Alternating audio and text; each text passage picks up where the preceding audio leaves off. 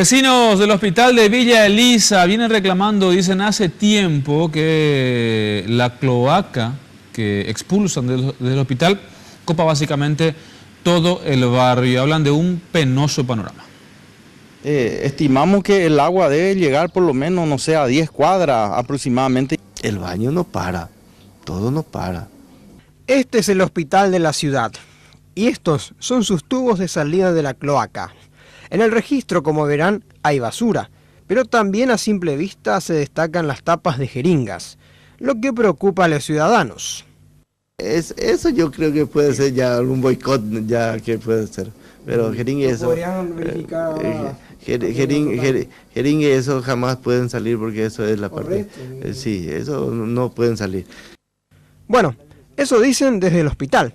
En los peores días, la cloaca desciende por la calle El Pilar del barrio 8 de diciembre hasta llegar a un arroyo. El olor es nauseabundo y la insalubridad van de la mano en esta zona para desgracia de los vecinos. Hace 3 años vienen denunciando por redes, llamadas, reuniones, pero aún así nadie le hace caso.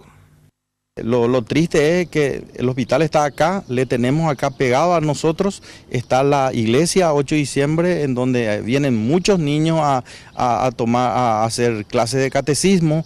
A una cuadra de acá tenemos el colegio Rosa Fariña y enfrente está la escuela San Ignacio Loyola. Sí tenemos tema de vecinos, ¿verdad?, que recurren constantemente por problemas de infecciones y evidentemente este es el problema, ¿verdad? Es infecciones intestinales que se producen por el contacto con este mal, digamos.